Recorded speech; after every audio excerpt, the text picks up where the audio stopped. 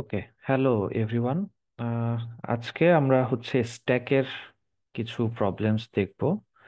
আপনাদের কাছে আমি চেয়েছিলাম যে স্ট্যাক রিলেটেড কিছু প্রবলেম আমাকে দিলে আমি সেগুলো সলভ করার চেষ্টা করব। হ্যাঁ, তো যদিও কেউ কিছু দেন নাই, আমি এই জন্য যেটা করছি যে আহ, আমাদের অ্যানাউন্সমেন্ট অ্যান্ড রিসোর্স এই ফোল্ডারটাতে দেখবেন কিছু প্রিভিয়াস ইয়ারের কোশ্চেন্স শেয়ার করে দেয়া আছে। ওকে, তো আমি এই প্রিভিয়াস ইয়ারের কোশ্চেনের স্ট্যাক রিলেটেড প্রবলেমগুলো সলভ করার চেষ্টা করব।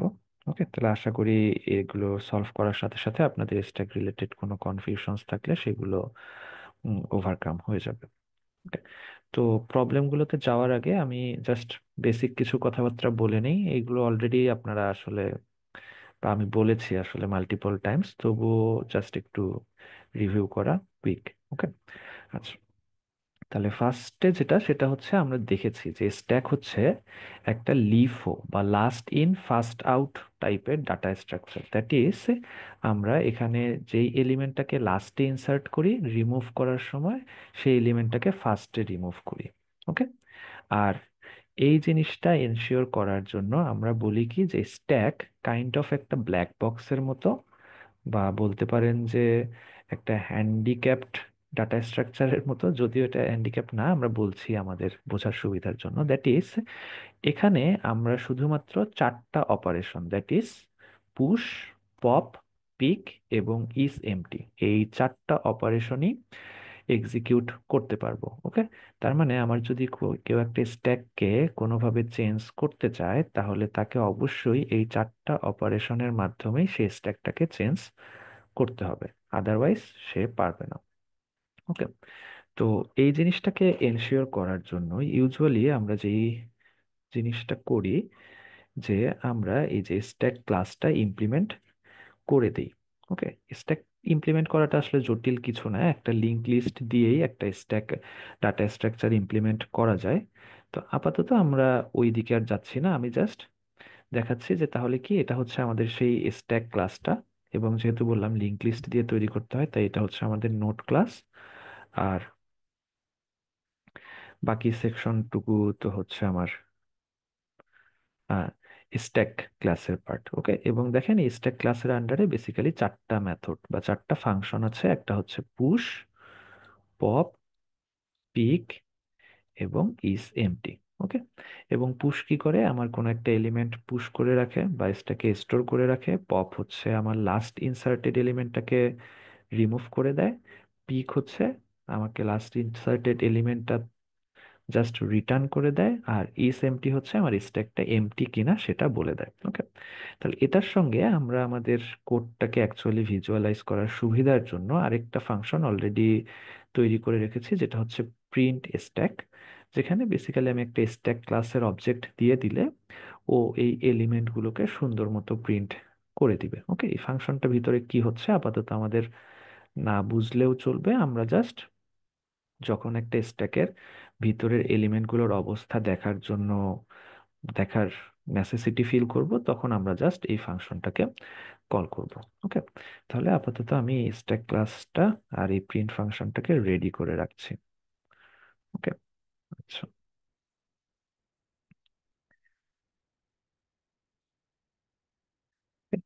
এখন আমরা একটা একটা করে সেমিস্টারের কোশ্চেনে যাই এবং সেটাকে সলভ করার চেষ্টা করি। ওকে, আচ্ছা, তাহলে ফার্স্টে যেটা আমরা দেখবো, লেটস সে এই প্রবলেম, আচ্ছা এটা একটু কঠিন আছে। হুম, এখান থেকে শুরু করি, আমরা ইজি টু কঠিন যাওয়ার চেষ্টা করি। আচ্ছা দেখি তার পরের প্রবলেমটা কি ছিল। আচ্ছা, এটা থেকেই শুরু করি আমরা তাহলে। হ্যাঁ, এখানে যে কথাটা বলেছে, দেখেন, consider that a meet stack class has been created containing the push, pop, pick and isempty, that is আমাদের ওই চারটা ফাংশন দিয়ে দেওয়া আছে। No need to implement meet stack class. The meet stack class implements a singly linked list based stack, hence overflow is not possible.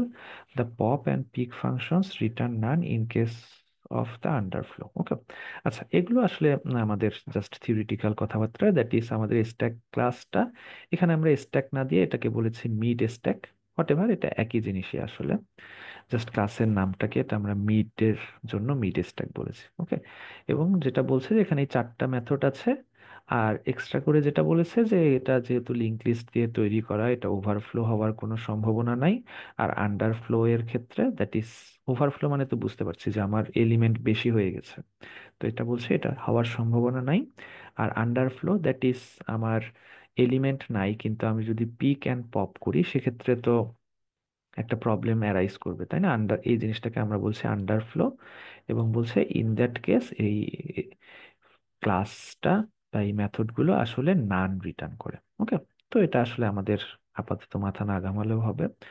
এখন হচ্ছে আমরা এই পার্টটুকুতে যাই, complete the function conditional reverse which will take an object of meat stack that contains some integer values. The function returns a new stack which will contain the values in reverse order from the given stack, with the exception that if consecutive numbers are the same, it picks only one from them. You cannot use any other data structure except meat stack.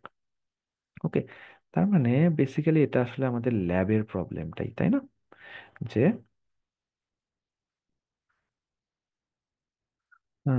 আচ্ছা, যে হচ্ছে আমরা এই একটা given স্ট্যাককে somehow inverse করে সেই inverse স্ট্যাকটা output হিসাবে return করব। কিন্তু যেটা প্রবলেম হচ্ছে যে ইনভার্স করার সময় যদি কনজিকিউটিভ এলিমেন্ট সেম হয়ে যায় সেক্ষেত্রে আমরা জাস্ট একটা ভ্যালুকে ইনসার্ট করব। ওকে, দ্যাট ইজ এই যে if consecutive numbers are same, it picks only one from them. Okay, তাহলে এক্ষেত্রে আমরা কি করব দেখেন, একটা স্ট্যাক থেকে আমরা এলিমেন্ট গুলোকে জাস্ট পপ করে আরেকটা স্ট্যাকে পুশ করলেই আসলে বাই ডিফল্ট এটা রিভার্স হয়ে যায়, তাই না? যেমন, আচ্ছা, যেমন আমি যদি দেখি আগে এই স্ট্যাকটা আমি তৈরি করি, হ্যাঁ, 10 10 20 20 আর 30 10 50। ওকে, আচ্ছা, এটাকে একটু কপি করে নিয়ে আসি। আচ্ছা, ওকে, তাহলে এটা কবেকার কোশ্চেন? এটা হচ্ছে মিড টার্ম ফল 23। ওকে, তাহলে এটা হচ্ছে মিড টার্ম ফল 23। আচ্ছা, তাহলে আমরা ফার্স্টে আগে ড্রাইভার কোডটাই লিখে ফেলি, হ্যাঁ। এখানে আমরা আগে তাহলে স্ট্যাক ক্লাসের একটা অবজেক্ট তৈরি করি।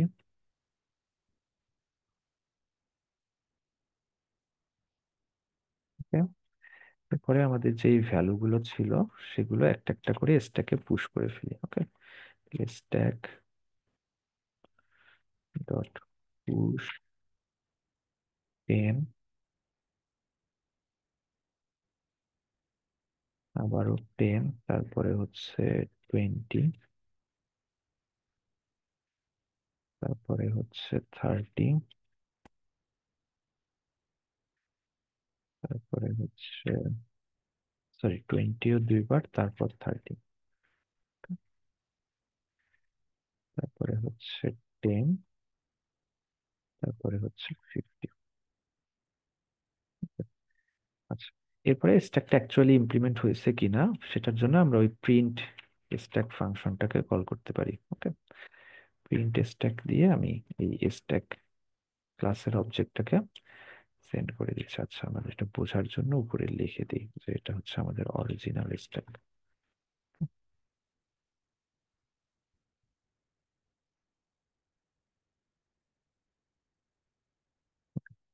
তাহলে দেখতে পাচ্ছি এটা হচ্ছে আমাদের সেই অরিজিনাল স্ট্যাক, তাই না?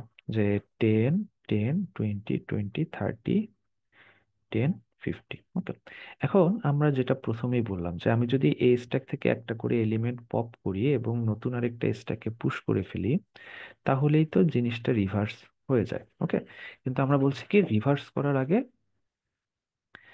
এটাকে আমরা কনজিকিউটিভ এলিমেন্ট গুলো যদি পাশাপাশি থাকে তাহলে সেখান থেকে একটা, সেম এলিমেন্ট গুলো পাশাপাশি থাকে তাহলে সেখান থেকে শুধুমাত্র একটা এলিমেন্টকে পিক করব। ওকে, তাহলে সেটার জন্য আমি আসলে কি যে দেখব, যে আমি যেই এলিমেন্টটা এখান থেকে পপ করে নতুন একটা স্ট্যাকে পুশ করছি, সেই এলিমেন্টটার সমান আমার আসলে নতুন স্ট্যাকে অলরেডি আছে কিনা।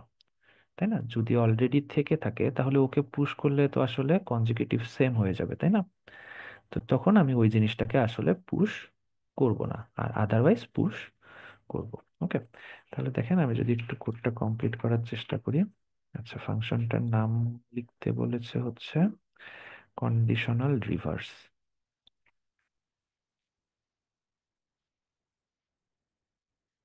কন্ডিশনাল রিভার্স এ হচ্ছে একটা স্ট্যাক ইনপুট হিসাবে নিচ্ছে, এবং আউটপুট হিসাবে কি ওই রিভার্স স্ট্যাকটাকে দিচ্ছে। ওকে, তাহলে রিভার্স স্ট্যাকের জন্য আমরা তাহলে আগে একটা রিভার্স স্ট্যাক তৈরি করে নেই। ওকে, লেটস সে আমার রিভার্স স্ট্যাকটা হচ্ছে আর স্ট্যাক।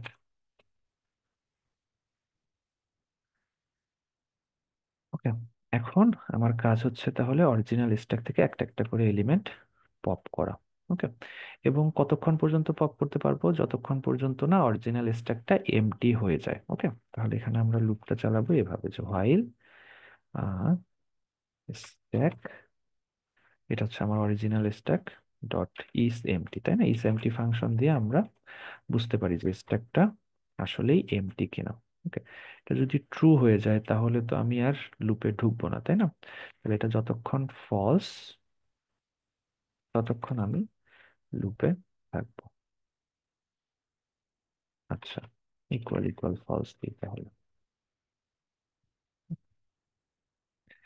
আচ্ছা, এরপরে আমার কাজ হচ্ছে স্ট্যাক থেকে একটা এলিমেন্ট পপ করা।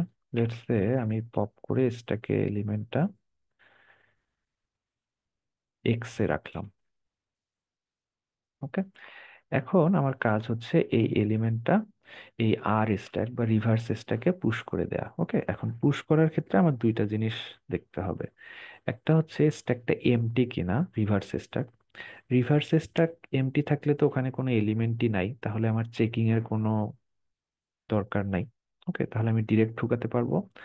এ- আরেকটা হচ্ছে যে আমি যে এক্সট্রা রাখছি স্ট্যাকের টপ বা পিক করলে আমি যেই ভ্যালুটা পাচ্ছি রিভার্স স্ট্যাকে, সেটা আর এক্স সেম কিনা। সেম হওয়া মানে কি আমার কনজিকিউটিভ সেম ভ্যালু আসছে, তাই না?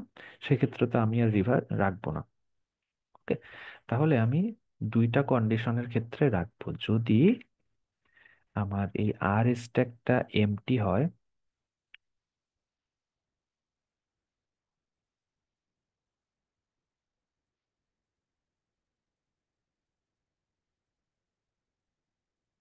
sorry, example, অথবা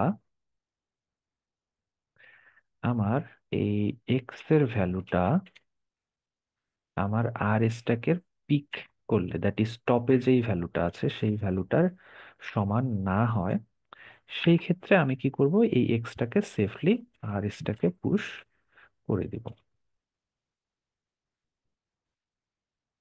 এই তো আমার কাজ শেষ। ওকে, তাহলে এইভাবে পুরো লুপটাই শেষ হয়ে যখন অরিজিনাল স্ট্যাকটা এমটি হয়ে যাবে, আমার আর স্ট্যাকটাতে এই কন্ডিশনাল রিভার্স স্ট্যাকটা তৈরি হয়ে যাবে। ওকে, তাহলে ফাইনালি আমি এই স্ট্যাকটাকে জাস্ট রিটার্ন করে দিব।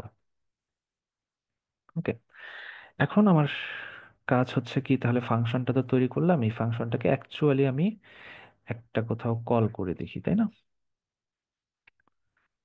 আর স্ট্যাক দিয়ে এই ফাংশনটাকে কল করলাম অরিজিনাল স্ট্যাকটার জন্য। Okay? এখন আমি এই ফাংশন বা এই যে নতুন স্ট্যাকটা পেলাম সেটা কোথায় রিসিভ করলাম? আর স্ট্যাকে। ওকে, তাহলে এই নতুন স্ট্যাকটাকে প্রিন্ট করে দেখি এটা আসলেই কন্ডিশনাল রিভার্স হয়েছে কিনা।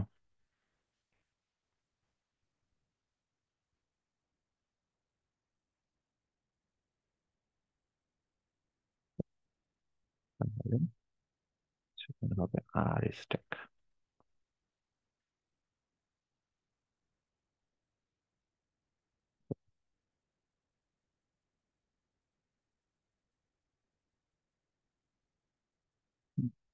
একটা লাইনে ভুল করেছি।